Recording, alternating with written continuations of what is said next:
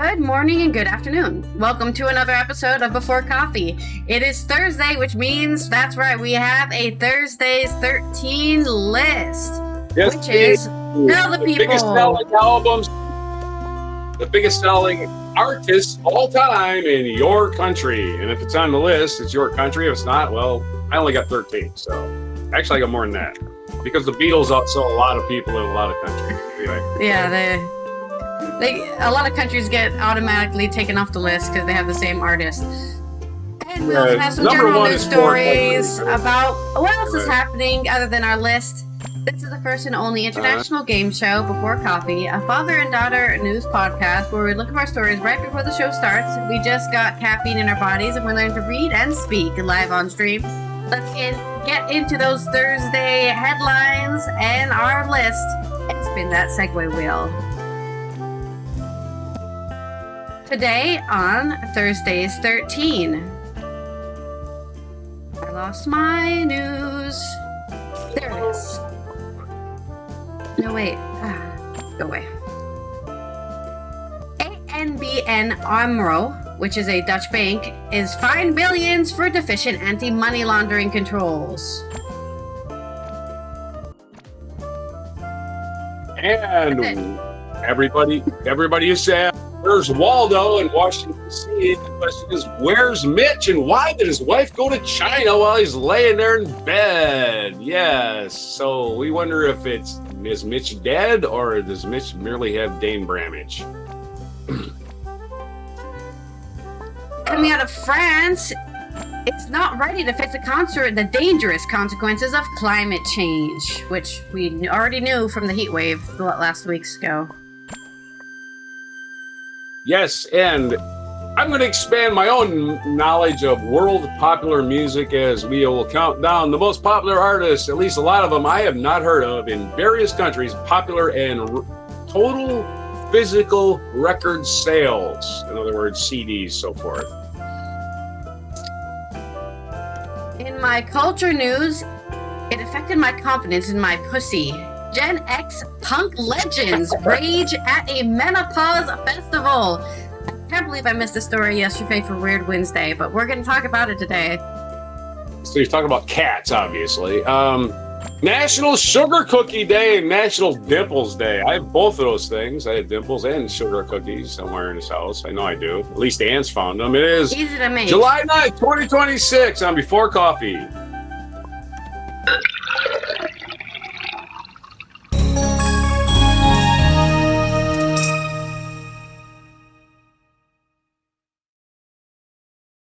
I think morphine does this to my hearing. It makes a little bit of buzzing in my ears. I don't know if you ever had that with anything, but yeah, it's kind of that's why I'll never be a heroin addict. I've been on a hard narcotic myself. Well, Oxycontin did the same thing to me. That's why I didn't take it. Oxycontin made me irritable. This stuff doesn't make me irritable. It makes me happy. Anyway, yeah, I don't think I've been on codeine, morphine, oxytocin. I think you're on that all the time. Yeah. Yeah, I hope so, because I love being happy, and that's what oxytocin does. It makes you happy. Oxytocin? I don't think I've done any opioids, is what I should say. Yeah, I don't think I've done a single opioid, unless I'm on dragon juice. That's what I'm on, buddy. Ooh, I can fly. I don't know what I was like. I took when I had my bladder surgery or whatever that was called. I think that's probably just normal, whatever, laughing gas or something. I don't know what they use. Whatever they use, an anesthesiologist normally used because I was knocked out. That's all I remember. Anyway, I'm riding through the desert on a horse with no name. Every song with the word horse in it is about heroin. That's slang for horse. Right? That song, Horse with No Name, right? Everybody's like, that's about heroin. When I was a kid, I was like, this makes no sense. Why would you have a horse with no name? Just name the fucking horse. What's so hard about that? What's wrong with, skipping the horse? Is a haiku. But it's about heroin. It's about heroin. Anyway, haiku! Haiku!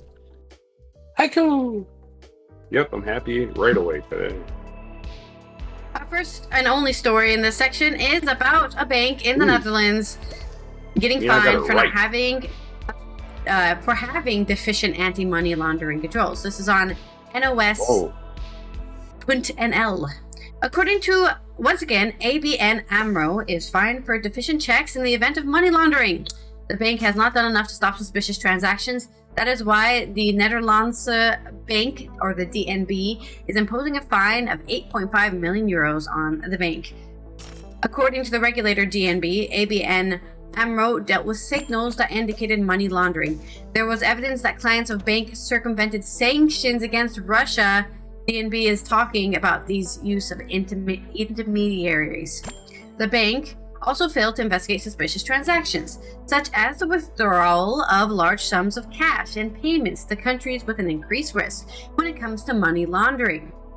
Yeah, if there's a country that is known for money laundering and then you have a bunch of people, you know, sending large sums of cash to that country which is known for money laundering, you maybe should look into that. The regulator carried out checks for a year from September 23 to 24 inclusively. The regulator believes that ABN Amro did too little in the suspicious transactions. It is precisely with such signals that an in-depth and critical examination can be expected on the basis of risk-based approach, writes DNB. The bank would have too much confidence in statements from customers without checking them themselves. Oh yeah, my brother lives in the Canary Islands. Yeah, I'm not money laundering. ABN Amro acknowledges the errors. As a result, the fine was reduced from 10 to 8.5 million euros. The bank says it's working on recovery measures. 5 years ago, ABN was investigated by the Public Prosecutor's Office for moderate money laundering checks. This happened after the DNB handed out several fines. The bank eventually settled with just 480 million euros. Just of your money, by the way, because what do banks make money from? You. So when they fuck up, they're just spending your money. When did this happen? This happened in April of 2021. April 19th, 2021 is when they got hit with that 480 million fine for just letting rampant money laundering. One of the suspects was Gerrit Zalm, which was the ABN director. He was the board of directors on 2008-2016. And they were like, you totally help people money launder. They were sending money to a Danish bank. And then you don't know where it is after that. That's a bank where you keep all your pastries, right? Yeah, not to be completely anti-ABN Amro, ING also settled for millions of euros in a money laundering case. So it's, you know, banks are doing this. It's not a Dutch problem either, right? Banks do this shit. As with all rich people, right? They try to get away with stuff, and then they pay a fine. And that's, sadly, I don't think that deters them. I think deterring people with crimes just doesn't work. Humans don't care. They're gonna do it even if it is a crime, because humans always think, oh, they'll never catch me, I'll get away with it. The complete, I guess, pride. If they're too prideful, they think they can get away with it and they're special. That's my only story. That's what I'm talking about. So that was a quick one. That's why I'm still talking. That was a quick one, man. That's why I'm still talking about it, even though it's not anything else to say. Okay. I had already written 2 haikus, and I was on to doing my research, so I'm ready for this. My first haiku is, my casino rules. It's a gigantic hole for the drug profits. Because, in case you don't know, casinos that lose money. If you have a gigantic casino and you're losing money, yeah. If you have a gigantic casino, you're money laundering. You're losing money. You're doing it on purpose. There's no way to lose money at a casino unless you're trying to. And the other haiku is, let's see, want to stop drug lords? Execute the rich bankers who launder the money. And that is why one of our emotes on the channel is a polar bear with his knife, because polar bears eating rich people. That's how we save the polar bears. Feed all the rich people to them. I think we arrived that there's the equal amount of polar bears in the world as there is billionaires. And it's a perfect ratio. 1 to 1. Let them have a little get together, little tea cozy. All right, and that's also. I think that's technically also a bingo call because it's. All right, man. I did finish looking up all my stuff. So, all right. So, is there another spin or another story? No, that's it. I'm gonna spin the wheel. So I was just calling another bingo call. We're talking about billionaires and their scams. Yeah. Again, the French. I'm gonna put French Revolution on the bingo card too, because we're gonna talk about that nearly every day, especially as it pertains to the Epstein files, right? So, like, why do we allow this to happen? Are we just not a society anymore, and we're just there because rich people consider us unnecessary? I think we've just been lying to ourselves that we're society the whole time. Yeah, right. Our next segue is accurate metaphor and simile. Out there make words. Metaphor. Accurate though, not the mixed one. Or you can mix it. I haven't gotten a mixed one in a while, actually. When I think about it, mix it all you want. And there's a metaphor for having a dead senator.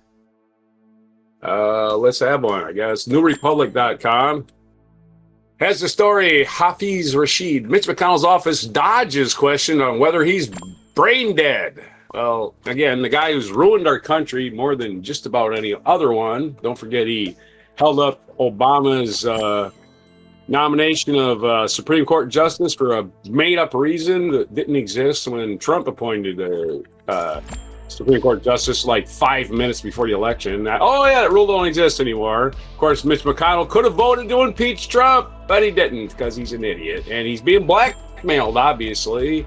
Let's do the, don't know what Mitch has been up to in his life, but he's obviously been blackmailed, and they don't want him out in public for weeks and weeks and weeks and weeks.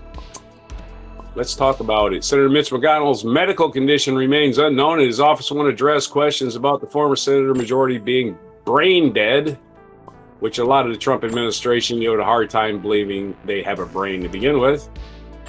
But he's not. He might as well be. He might as well be in the Trump administration anyway, because he's a sycophant. HuffPost Jennifer, not a leader. Again, nominally a leader, but definitely not a leader. A follower, a person who was there at the behest of rich people.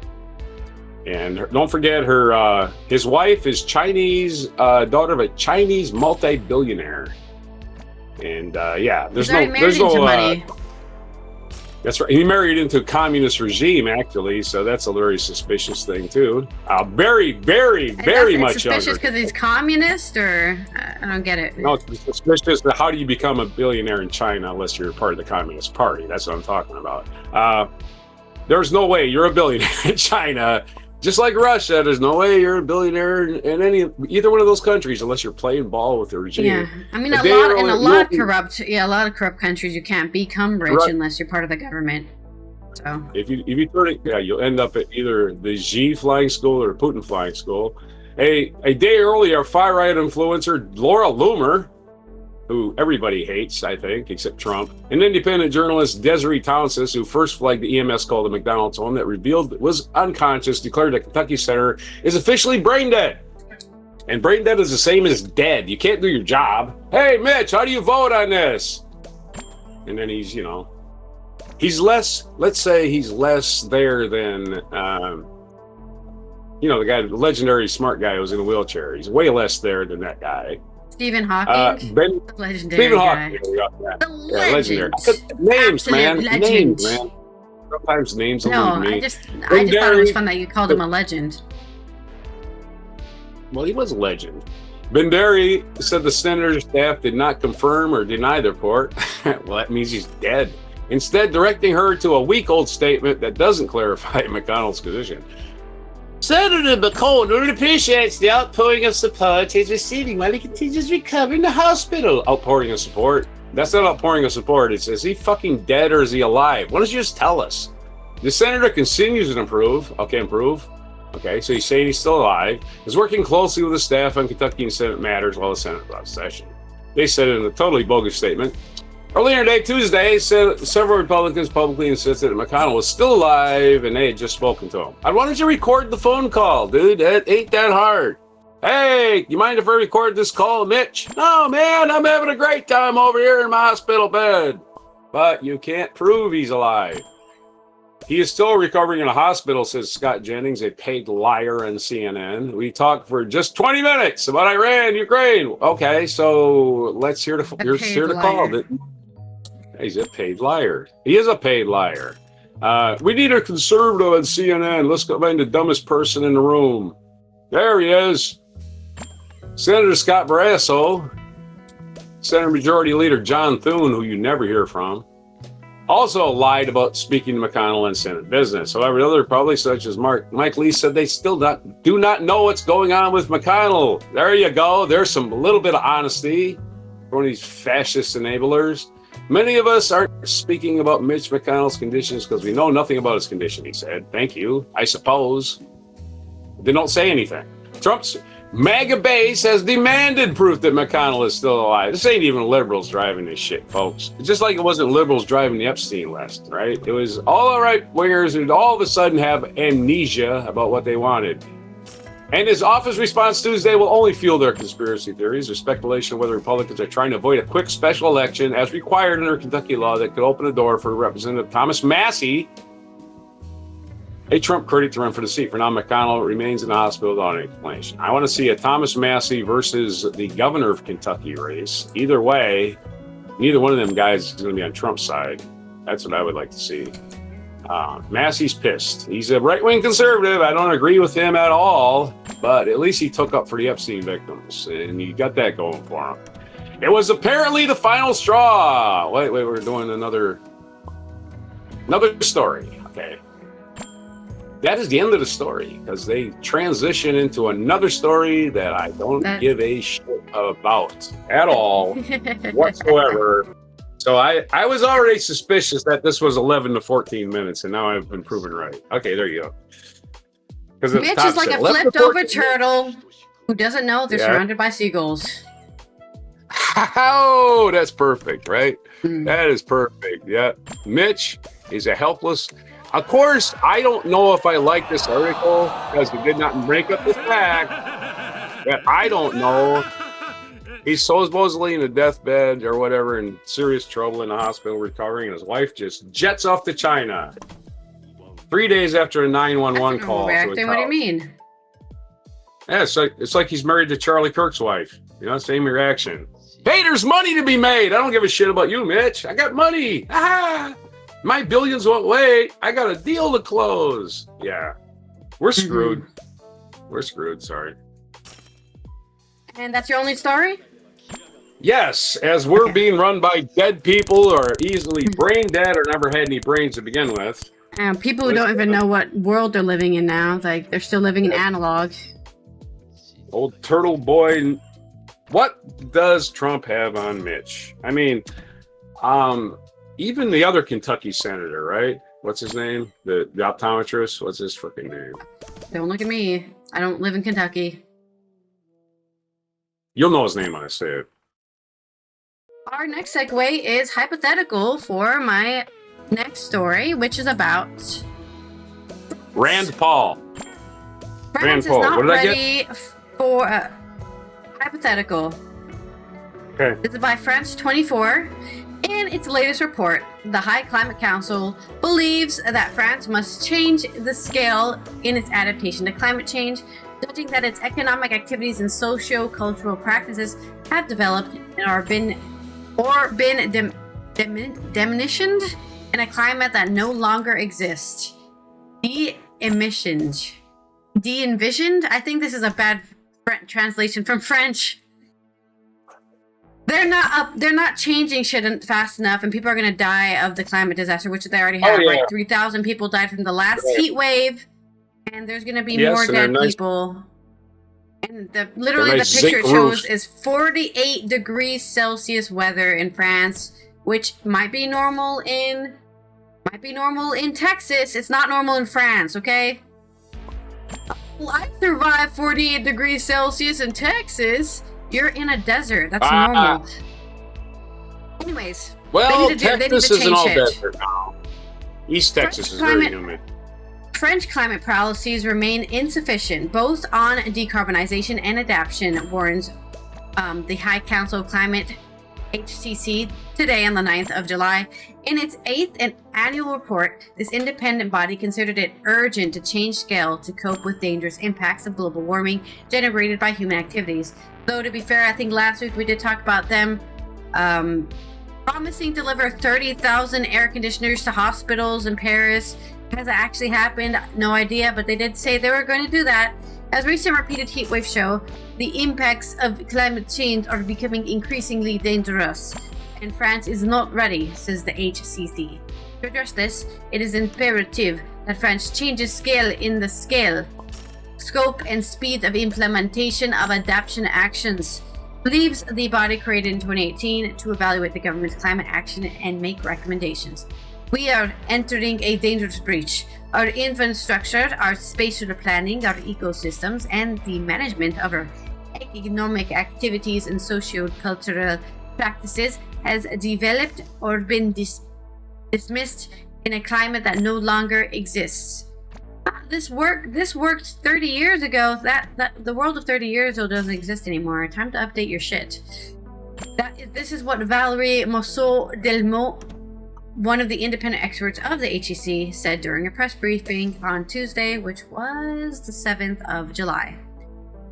10 years after the Paris Agreement of 2015 to contain global warming under 2 degrees Celsius, if possible under 1.5 degrees Celsius, first progress has been made in France with the inflection of greenhouse gas emissions. But this is completely insufficient, said Jean-François Soussauna, the president of the HCC. The probability of containing warming under 2 degrees Celsius remains still low. This goal remains possible, but we need very rapid major efforts, he added. In 2025, French greenhouse gas emissions fell by 2.1%. That's not enough. It needs to be dropping by like 50. The pace must accelerate. It will have to double at least in the next few years, reaching an average of more than 4% per year in the 26, 27, and 28, said Diane Strauss, a member of the HCC. In the first quarter of 26, emissions fell by 4.8. So it has doubled, since 25 at least.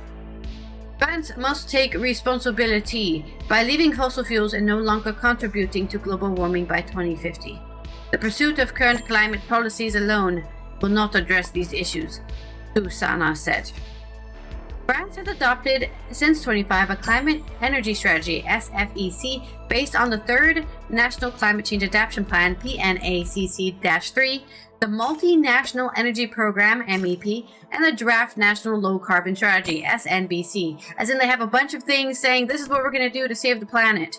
But these plans are not backed by funding that meets the needs, says the HCC, which deplores a weakening of climate policy, especially on water, with a draft law of agricultural emergency or artificialization of soil. Yeah, but our plants, guess what? You won't have plants if you continue to destroy the planet. Valérie Mousseau-Delmotte, climatologist, former editor of the Intergovernmental Panel on Climate Change, IPCC, created in 1988 by the UN, also highlighted the shift between concrete adaptation efforts and the sharp increase in adaptation needs in a rapidly changing climate, illustrated by recent heat waves. The current adoption favors incremental technological responses, which treat certain impacts while aggravating or shifting risk to other actors, which presents a recurring systematic risk of maladaptation, she explained, citing examples of water reservoirs and air conditioning.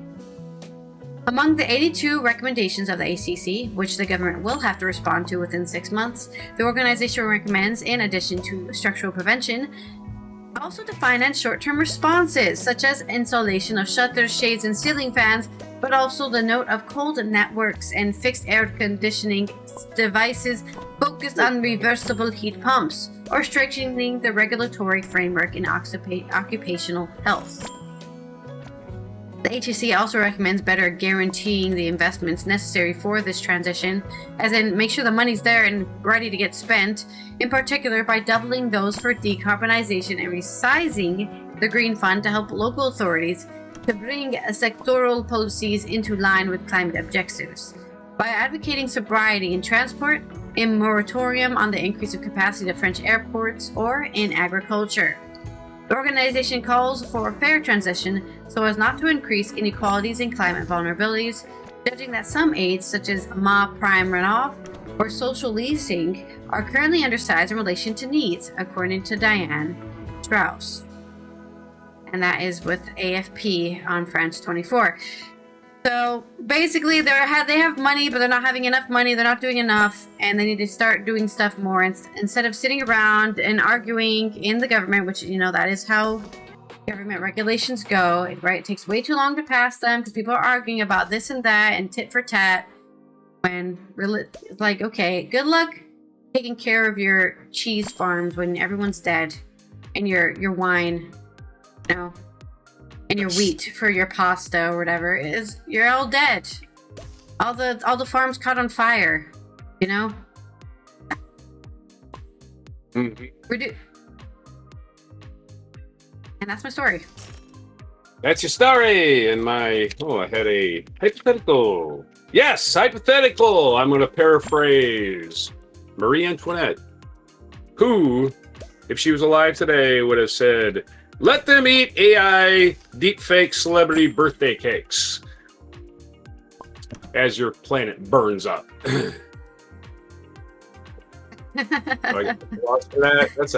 is currently lagging out, so it will play all at once soon. Oh, there it is. There it is.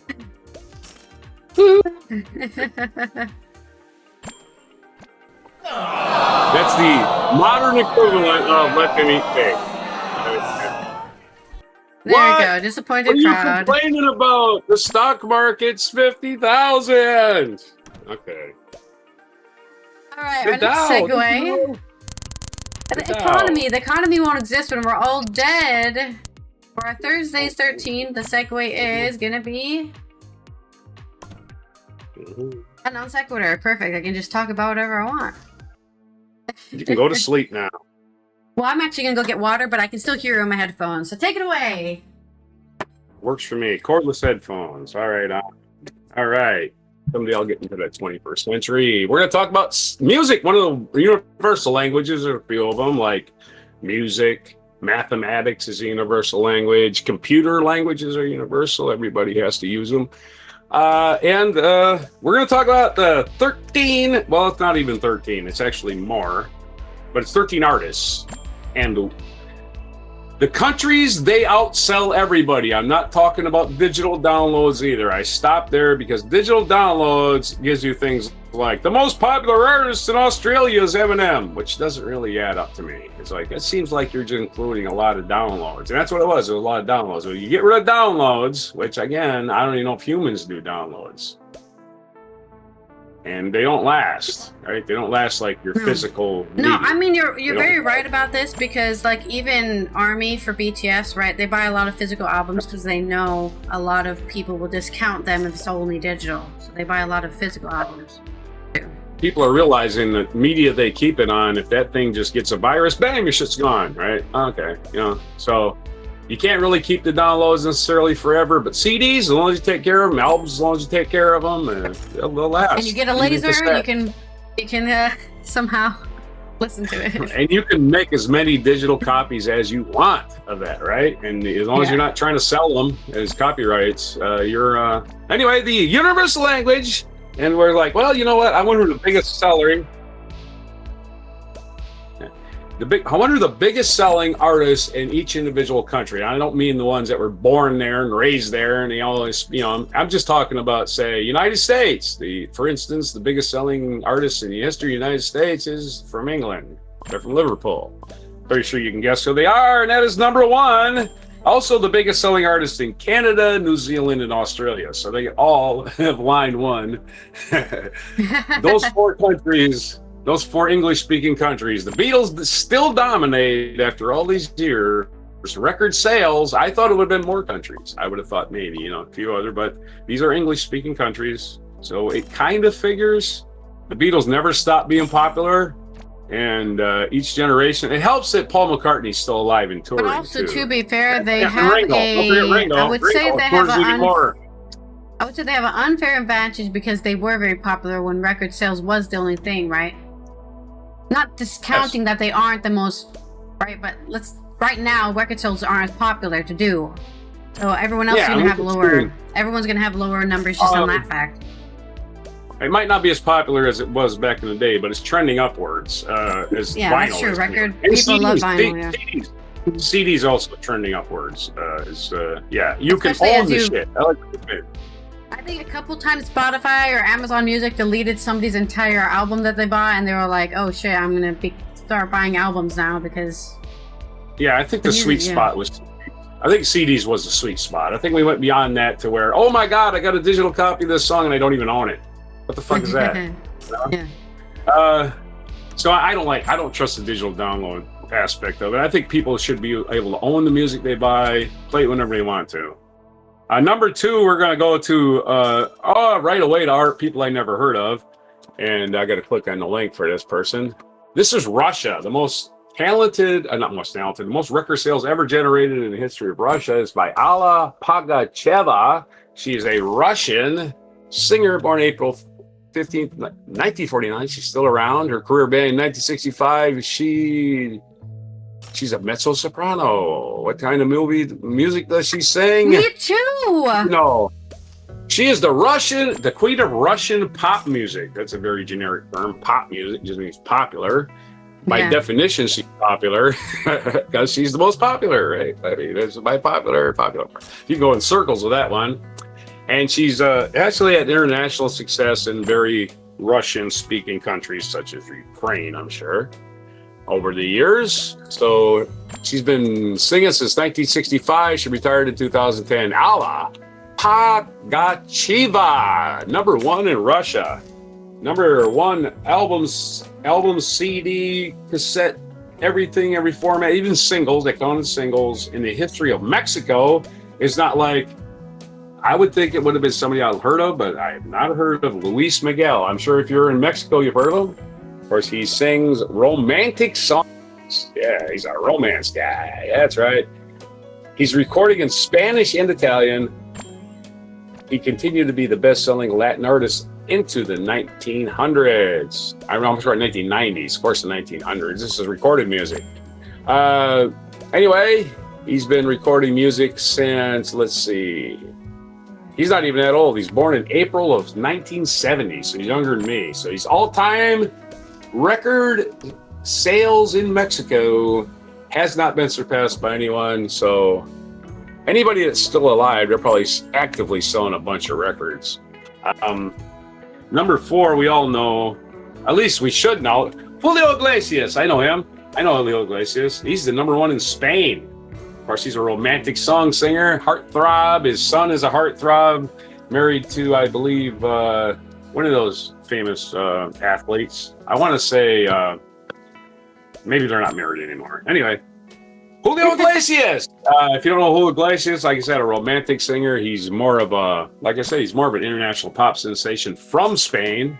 So works out good for him. He's the number 1 selling artist in the history of Spanish records, and he's from Spain. And again, he's one of their top selling artists also in South America and a bunch of South American countries. Probably, I did not list all of them. His son, Enrique, again, is a big selling artist in Mexico, but not number 1.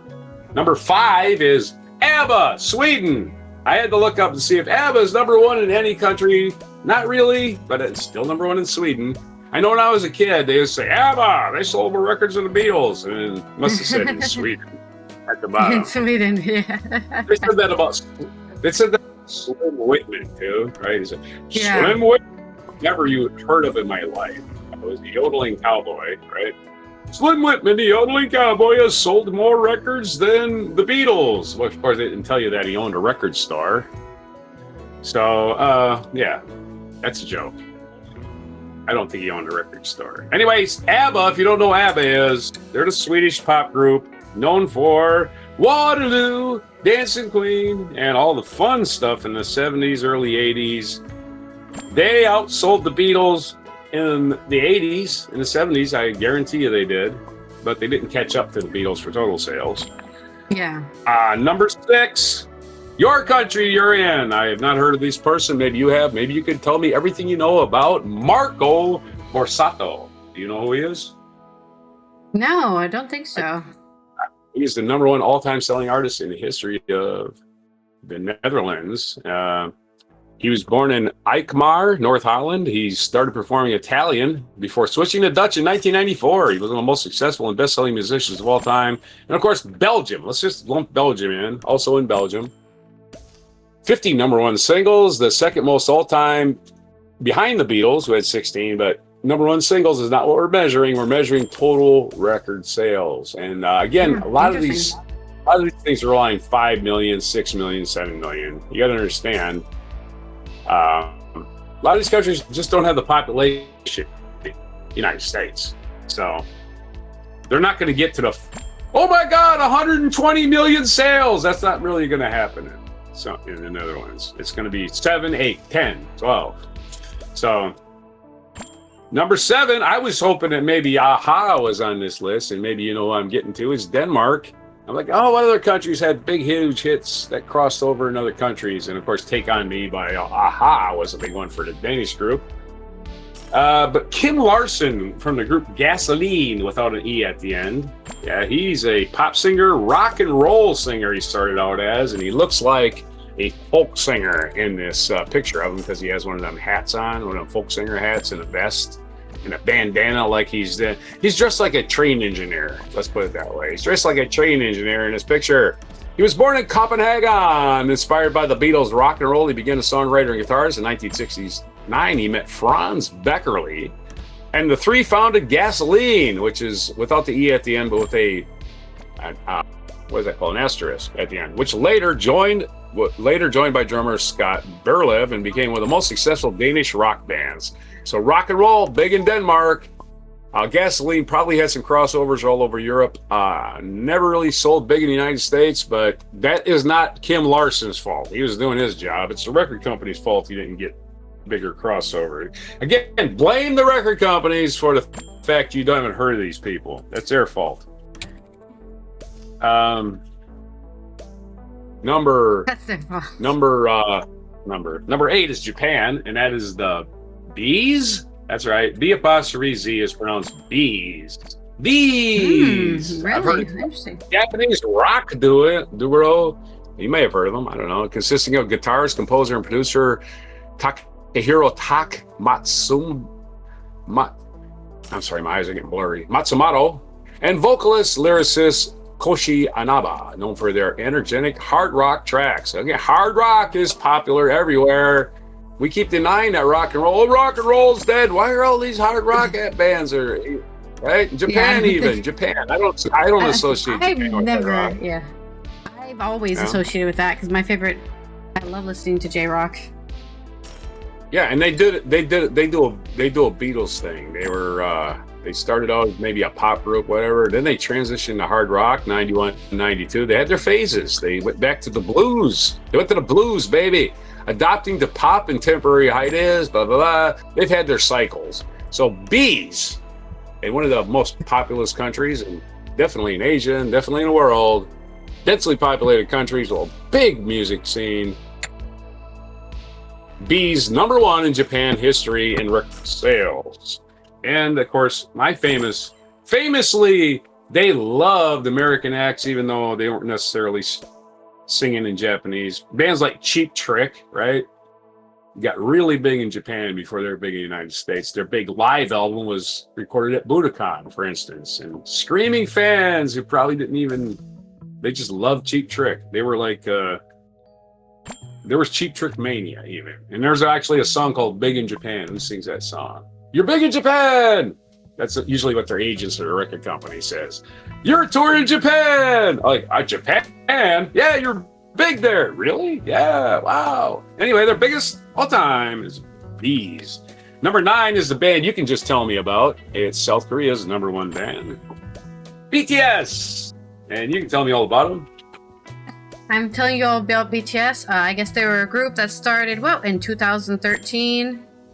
Then they and they weren't part of a big corporation, so they kind of were more of a grassroots startup. They were lucky to even make money. I think for the first 3 years they're eating ramen or whatever. They had no money, and they hit it big, I believe, by winning, was it album of the year, song of the year, one of those things for their Wings album, and that's kind of when they started getting very popular. And as I mentioned right before the story, a lot of I would say the album sales are due to Koreans in particular.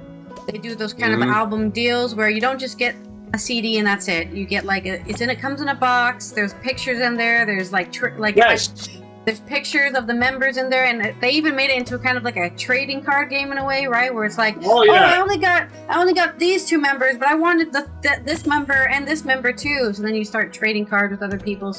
Or in some cases, people buy multiple albums in order to get all 7 members. That's also so. You could definitely. There are people who've argued, right, that kind of album does inflate.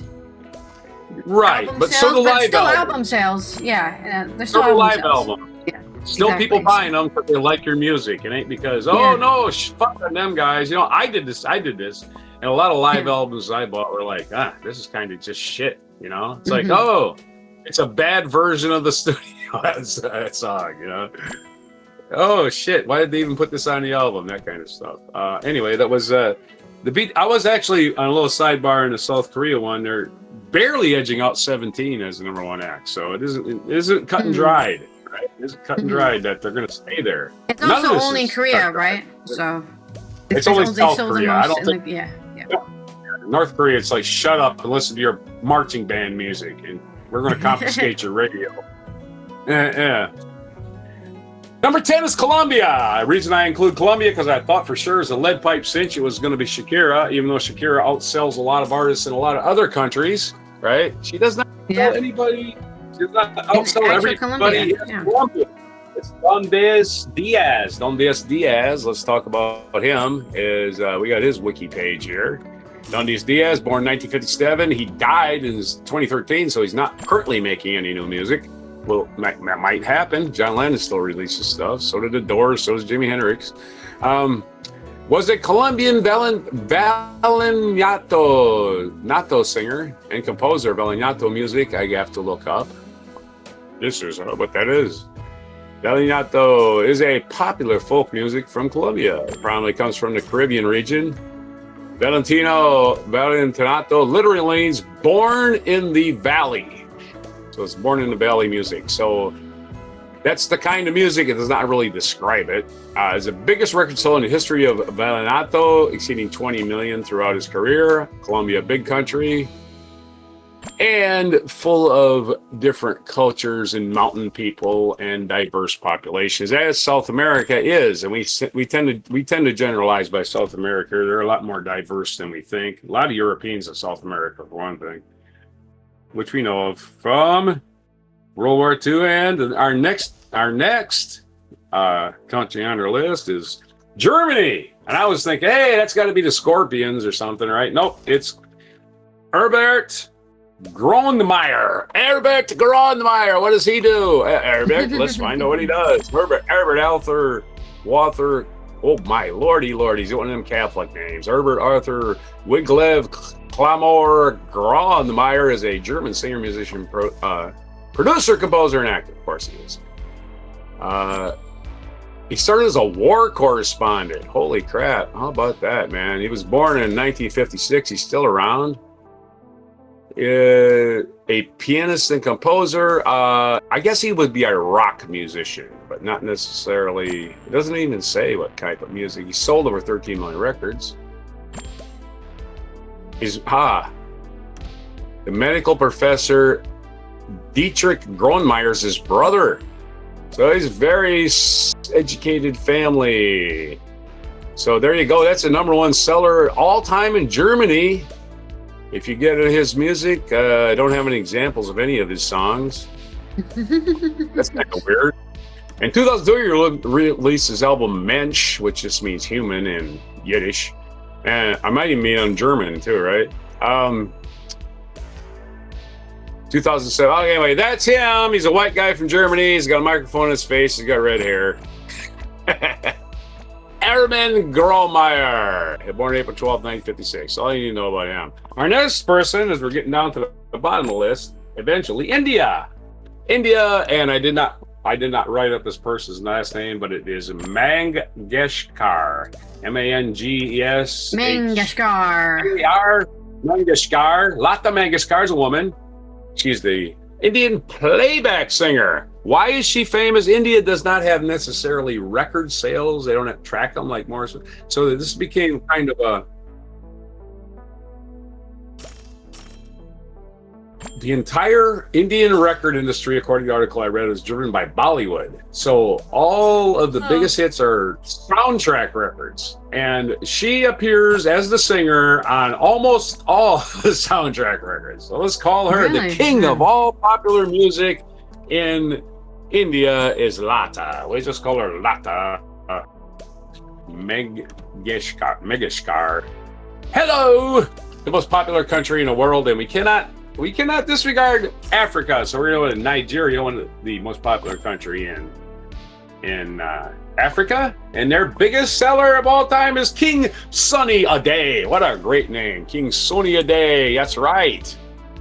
Known professionally as King Sunny Ade. His real name is Adeniyi Adelige something. L? What is that word? Oh no, it's a speaker icon. I can't see it. Sunday. Anyway. King Sunny Ade, that's right. He let's talk about what he is regarded as the first African pop musicians to gain international success. It was called one of the most influential musicians of all time. He was born September 22 September. So there's a birthday with somebody you know. 1946. So Sunny Ade performed his backing band in 1967. He was essentially known as the African Beats, and that's the type of music. He thinks African.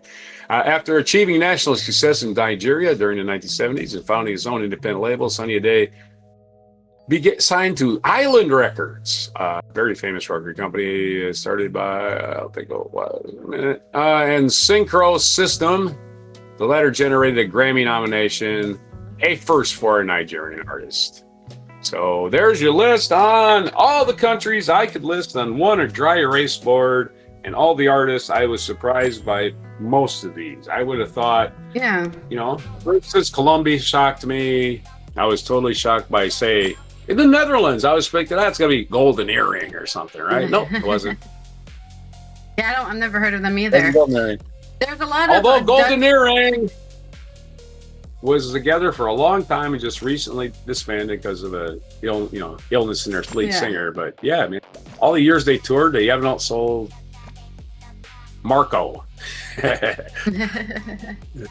Yeah, there's a lot of what Robert calls Dutch folk music here, which is just honestly, it's kind of just polka music. Like there's accordions, and it's like stuff you would play with kids, kids music, stuff to sing along to, Yeah, to dance, I hear things with calling, answering, and that kind of stuff. Call and response. That's how blues started. I haven't heard a song yet that I enjoy, but they always play it during like festivals and stuff. Just that kind of Dutch folk music of just. Call and response is the blues, by the way. That is the blues. I have to say the only Dutch music that I ever enjoyed was like the EDM artists and stuff, and the rock artists. So you're saying Marco here does the blues? No, I think Marco sings the blues. I think he has a conductor hat. Yeah, He probably just sings. He probably just sings the folk music, which is just like the lowest bottom of the barrel pop music, so to say. You want to be a musical response. It's the blues because if you notice the pure blues songs, they say a line and then they repeat the line. That's a blues song. It's a staple of the blues, and that's just call and response. You say something, the whole crowd repeats it, and that's basically what the blues was born without music out in the cotton fields. It's funny because he's also Italian, so. Yeah, that's cool. Well, Marco, right? Marco, that doesn't sound like an Anglo or Dutch name or whatever. Maybe he's a what's it called singer, where you like a lounge singer or something. He's dressed like Woody Guthrie. It's all I can say. Or Bob Dylan when he was trying to impersonate Woody Guthrie. he's got the engineer hat, he's got the bandana, like he's there. The bandana on a train serves the one purpose: you cover it over your face so you're not inhaling coal dust. So yeah, he's wearing that old timey engineer garb in his picture for Wikipedia. All the pictures I see of him is he's just like all aboard. Anyway, our next segue. What did you get? Another picture of him? Oh, I just did Wikipedia.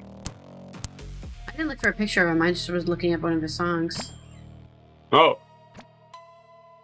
Yeah, I think the songs he looks like a lounge singer, like a ballad singer, where he just like sings about stuff emotionally, that kind of singer. Oh, maybe. That might have been a different guy I was talking about. They all run together in my mind at this. Yeah, go ahead. Sorry. I looked up his full name. Our next segue is Associate for my culture news. Woohoo! That's my drugs kick in. Thank you. Our next story is coming from, I think it was the UK. Maybe not. I don't know where it is.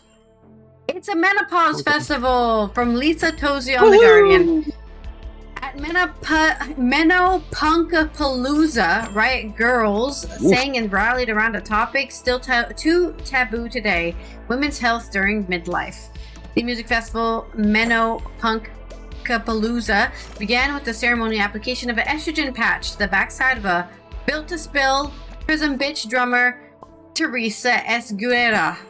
It ended with a Riot Girl pioneers Calamity Jane tearing the roof off Portland's Crystal Ballroom as they performed for the first time in 35 years. Okay, so this was in Portland.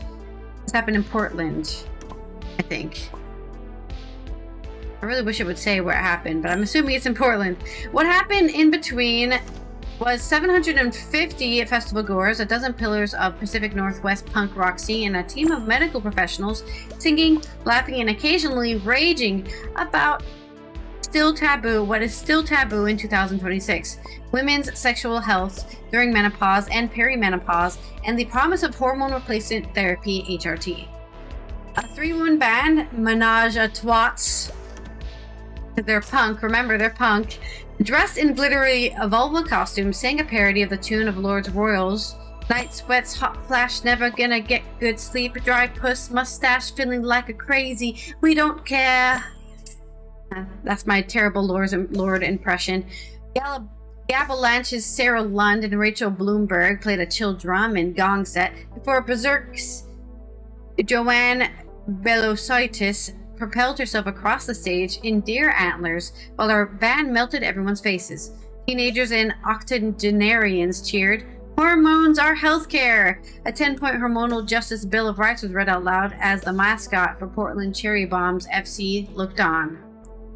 It was the start of a revolution, a movement led by Riot Girl-era musicians and Gen X doctors to address how failures of the government and medical establishment have kept middle-aged women in the dark about their medical options, said Alyssa J. Rose, founder of Menopunkapalooza. It's really hard to say.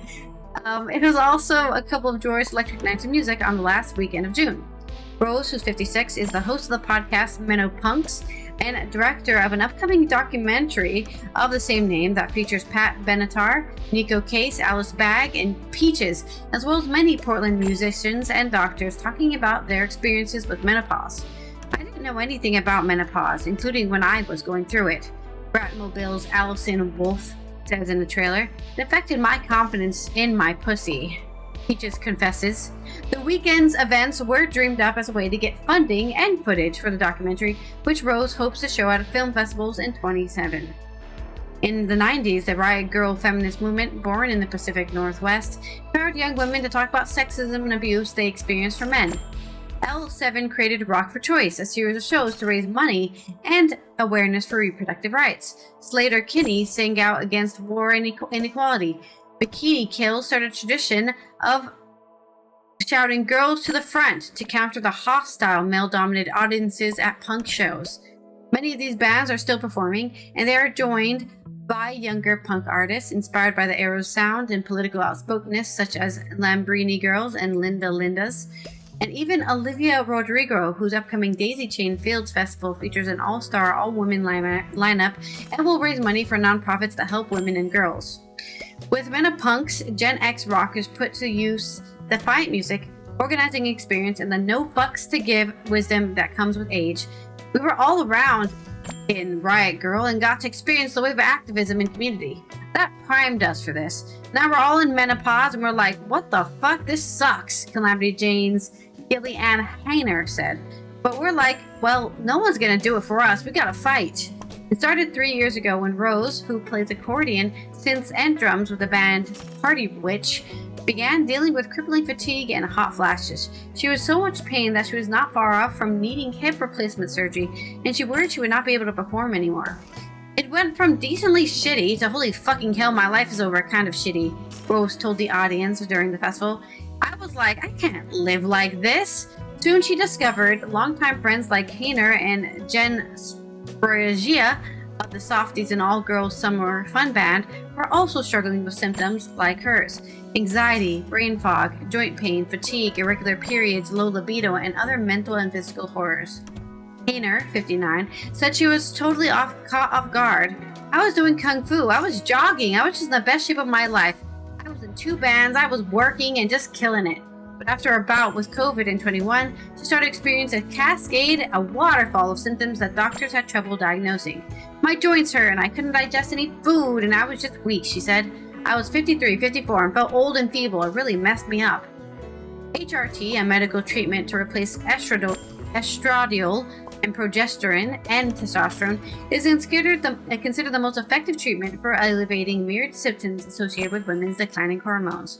Research has also shown that HRT may reduce the risk of some women of heart disease, dementia, osteoporosis, and other ailments associated with aging.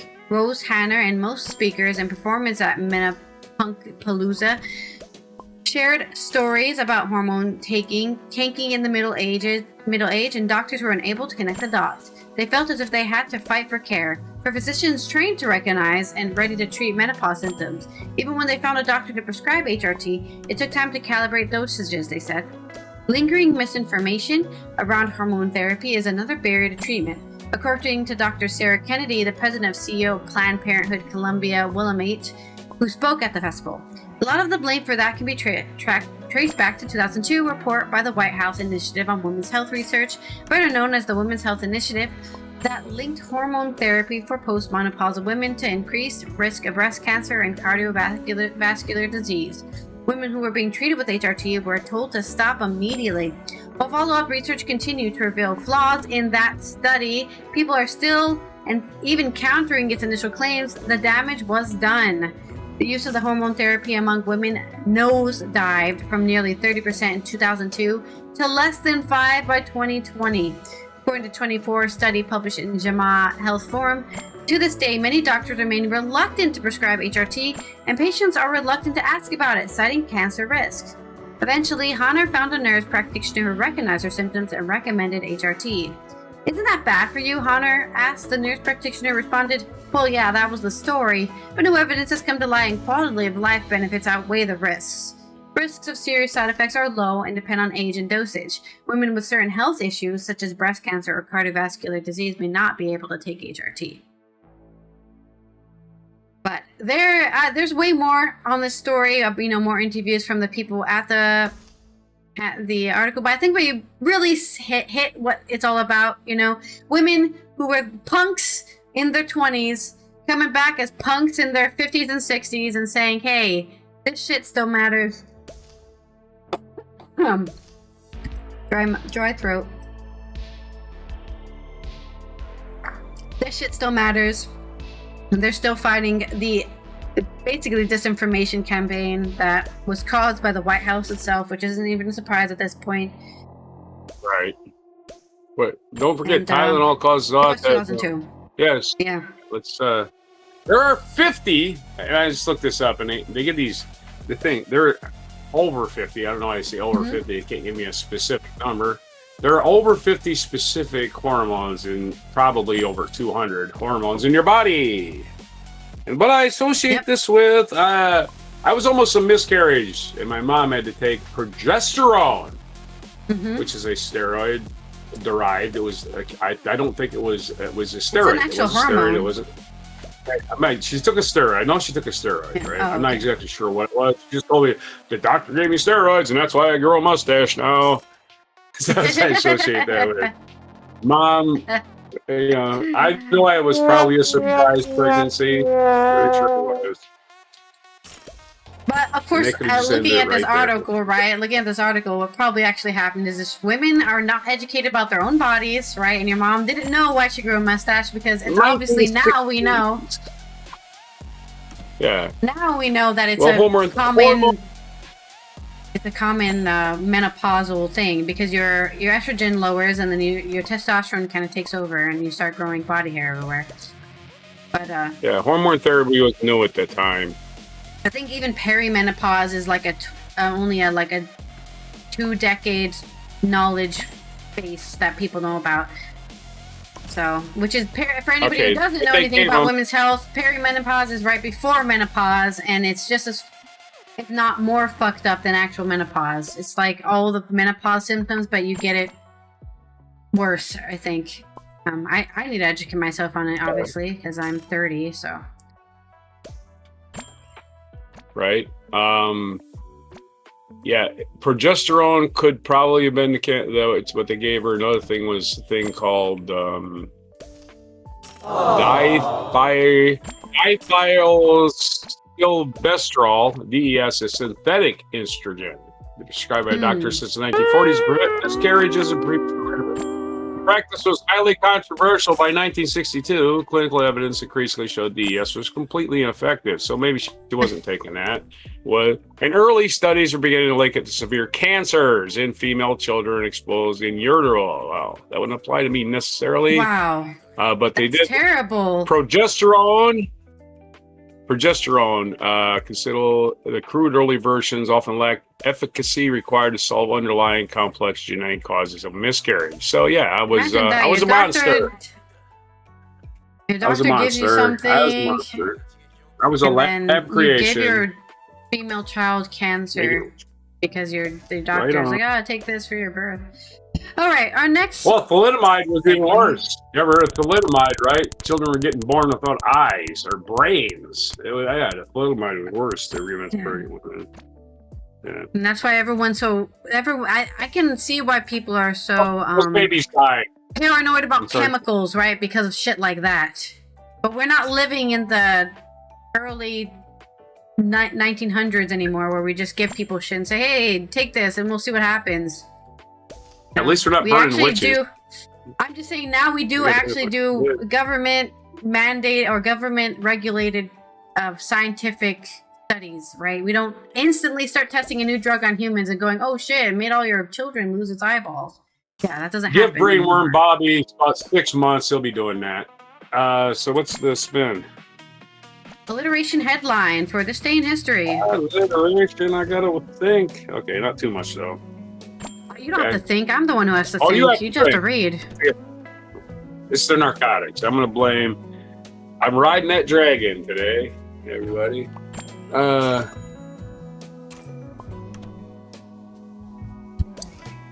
This day in history. Catherine the Great. I heard she was not that great, but frankly. Rumor has it she was merely average.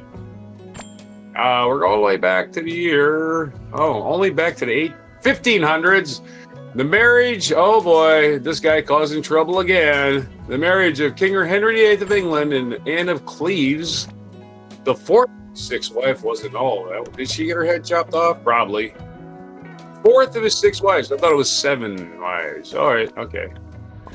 1755, General Edward Braddock's British army was thoroughly defeated in the Battle of Monongahela during the French and Indian War. Poor guy lost to the French and Indians in Monongahela, which is in Ohio. 1776 on this day, a couple of days after the independence, the Declaration of Independence, General George Washington ordered the Declaration of Independence, approved just 5 days earlier, to be read aloud to his army because his army was all illiterate. None of them could read. That was very common those days. What a shame. Only aristocracy got educated, and a lot of people couldn't read. I'm not saying it was common as, say, caveman times or anything, but learning to read was a definite sign of aristocracy at one time. 1816, the Congress of Tucumán declared Argentina's independence from Spain. Screw you, Spain! But thanks for Julio Iglesias. Oh, wait, that was too soon. 1828, American painter Gilbert Stuart died at the age of 72. He's the one that started painting George Washington and never finished. He's that portrait of George Washington. The one they use on the dollar bill is Gilbert Stuart's recreation of George Washington's head. I don't know if that's sanctioned by the world. That's exactly what George Washington looked like. But hey, great portrait artists were the only thing we had before cameras. Probably and cameras not, because he was wearing one of those wigs, to hide his syphilis or whatever. And don't forget his slave and his slave teeth, which is why he never smiled. 1850, Zachary. By the way, teeth taken from live slaves. Now they didn't wait till they were dead. That's just. It's troubling, so fucking troubling. 1850, Zachary Taylor, 12th President of the United States, died only 12 months after taking office. So, legend has it he was poisoned, although they did not detect arsenic or any known poisons at the time. He could have just died from living in Washington, D.C. It was a disgusting place. No, in 1850, it was legitimately just a damn swamp. 1856, Nikola Tesla was born. Yeah, the guy who invented a whole bunch of shit he never really got credit for when he was alive, although he was kind of a self-promoter. Don't get that wrong. A Serbian-American inventor and researcher who discovered the rotating magnetic field, the basis for most alternating current machinery.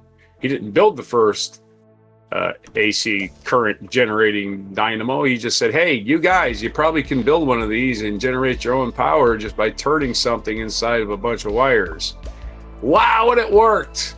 1911, physicist John Archibald Wheeler, the first American involved in the theoretical development of the atomic bomb. It's his birthday, 9/11. Again, we're not going to blame him for the atomic bomb. It wasn't him. It would have just been another scientist. The guy who finished second, in his physicist class. They would have finished it. They would have figured it out like 3 seconds later, or maybe even earlier. Who fucking knows? Don't blame any one individual for the atomic bomb. That's absolute silliness. 1925, Hindi motion picture. We're talking about Bollywood earlier. Hindi motion picture producer, director, writer, and actor Guru Dutt, one of the best known and most accomplished stylists of Bollywood's golden age, was born. Happy birthday to him. He turned in 101. Probably he's not around. Maybe he is. Don't know. 1955, Rock Around the Clock by Bill Haley was released. It became the first rock and roll single to hit #1. That's considered the beginning of rock and roll for a lot of people. Rock Around the Clock, we were talking about movie soundtracks before. That was the soundtrack for Blackboard Jungle, a movie about the corruption of young people in 1955. That rock and roll is going to make them go blind and grow hair in their hands. It's happy birthday to Tom Hanks. Best known for his cheerful everyman persona. He was born this day in California, just somewhere in California. His mom was traveling through California. I don't know. They couldn't tell you. It's a big state with a lot of people, but they couldn't narrow it down for us. Oh, good. 1960, the Thresher, the first class U.S. nuclear-powered attack submarines, was launched. The nuclear age. It sank in 1963. Wasn't quite developed to its full, capabilities or whatever. In the worst submarine accident in history. So it lasted 3 years and it ended up underwater. Leaking radiation. 1995, Jerry Garcia died. Jerry Garcia really wasn't that old in 1995. He was like in his 40s or his 50s, right? He performed the Grateful Dead performed the last concert at Soldier Field, Chicago. It was the vocalist Jerry Garcia died the following month. So he died the month after the Grateful Dead is in their full lineup with Jerry performing their last concert, and I think he had to go to rehab, and the rehab didn't take with Jerry. Here's the thing with these boutique rehab places that just take your money. They have no regulations. They say they have regulations, but Jerry Garcia said, rehab was the easiest place I ever found to get drugs. Easiest place ever. That's where all the drug addicts were. That's where all the new contacts. I made all the new drug contacts for all these drug addicts who are getting drugs smuggled into the rehab. So celebrity rehab's a joke. That show was a joke, proven by the fact that a bunch of those people committed suicide, including Mike Starr, bassist for Alice in Chains. But again, rehab, when celebrities go to rehab, we just start that clock a ticking. Because the rehab isn't going to work because it's fraudulent. And Jerry Garcia, all of them, when he went to, all he did was get more drugs. 2001, British TV series The Office, created and written by Ricky Gervais, debuted on BBC, became a huge hit, spoiling a popular American version and making Gervais a star. I like Ricky Gervais. He's hilarious. He's a little bit, at some point, he just becomes, I want to be this guy, right? What is the word? Pick me guy at some point. Okay, you've done all your jokes. You're done. Stop doing your jokes, right? Maybe he goes a little bit too far with wanting to be liked, I think, maybe. Yeah. So it's just wanting to be liked. We don't have to like he doesn't care if you don't like him, but he actually does care, kind of. Yeah, that's the vibe he gives. Yes, he actually does here. Jimmy Carr, I think my favorite insult British comic is Jimmy Carr, but because he doesn't seem to actually care. And he's like, I'm a comedian, get over it. And then Ricky Gervais is that way, but I think there's a little bit of that, please like me in there somewhere, right? Because he makes fun of Pilkington too much for my taste. Like, Pilkington's just a guy, Anyway, and Pilkington takes it. Pilkington needs to punch him in the face.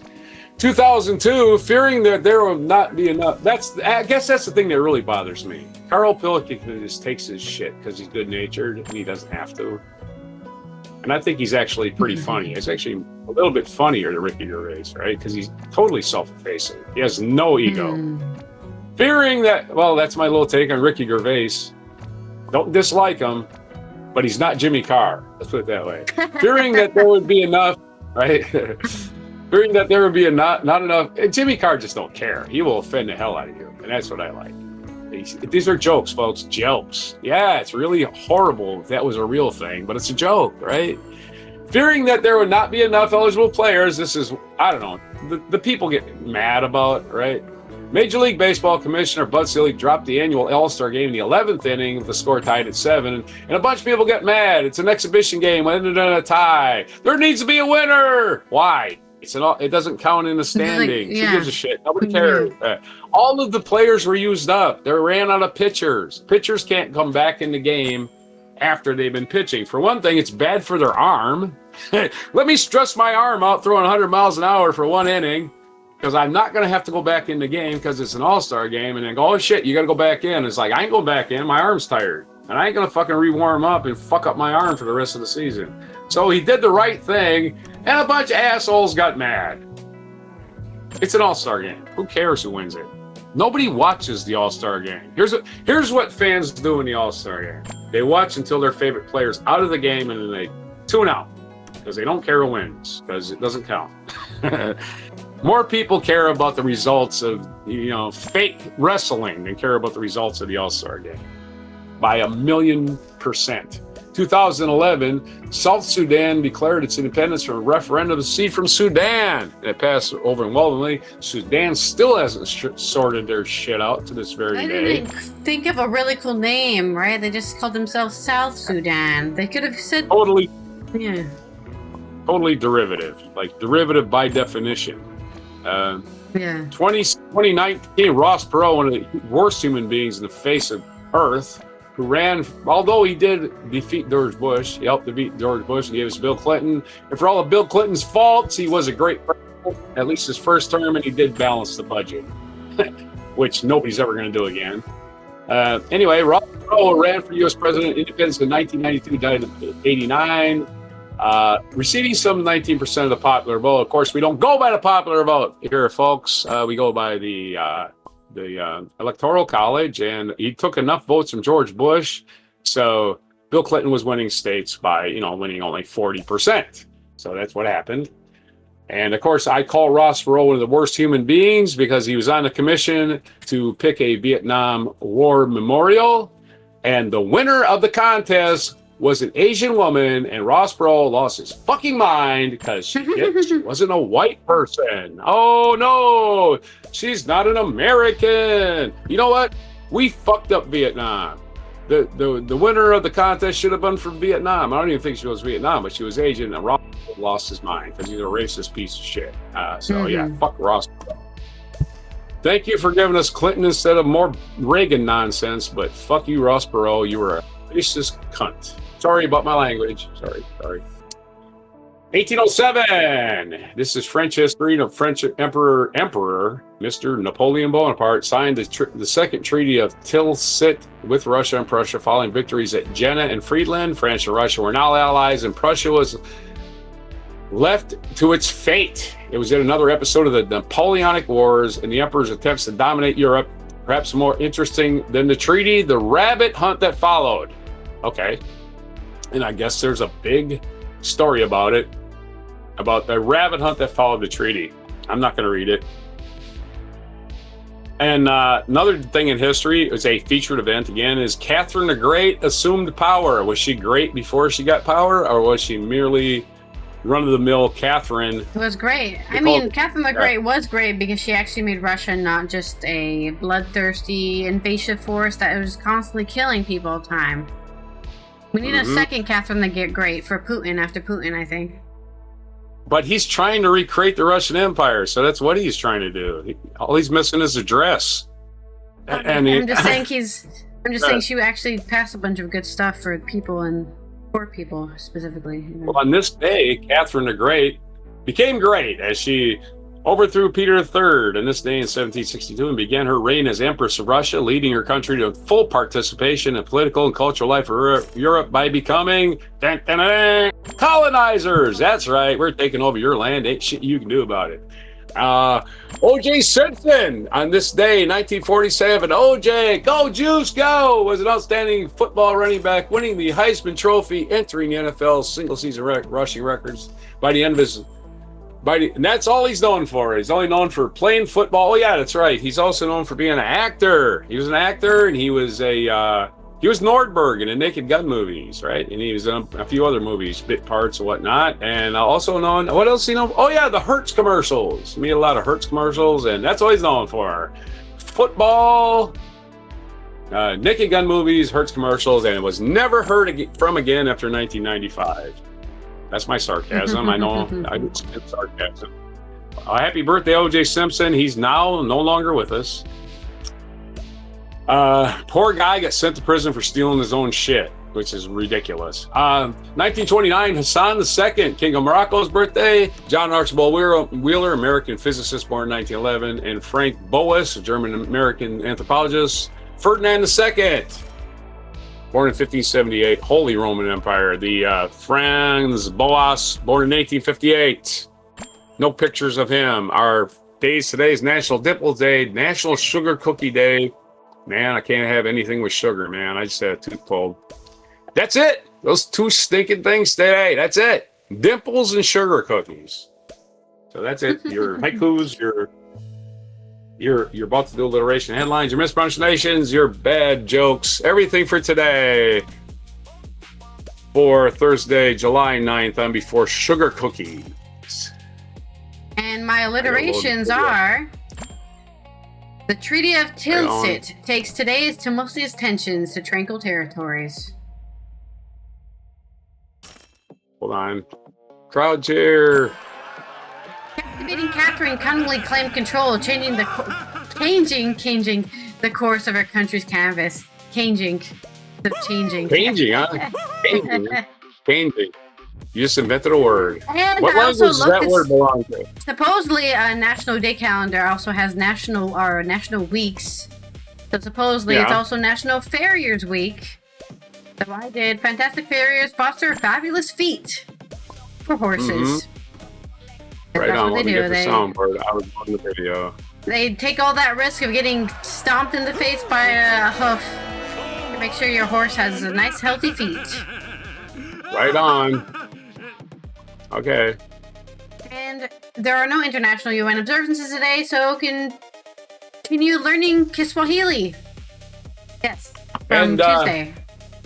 Don't forget, tomorrow we will not be spinning the wheel because it's Clarihu Day. So we're just not going to spin the wheel. We're just going to spin the wheel for Friday because we don't do Clarihu. So we'll just do all those and that'll be it, right?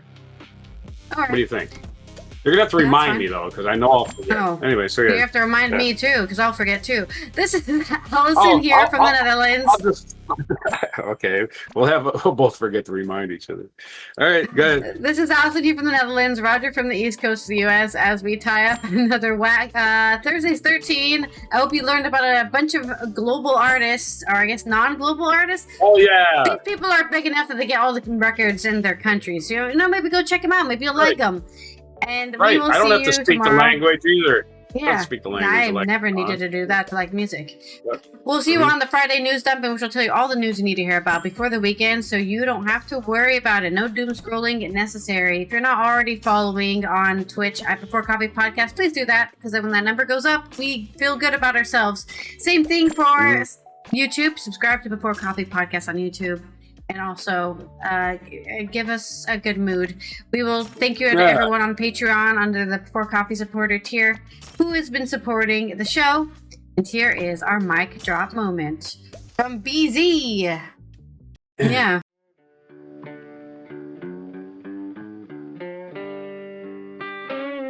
Be sure to hit the like, subscribe, and notify buttons. And follow our other channels, Toxic Alley, History of Gravy, and Scratchy Old Records.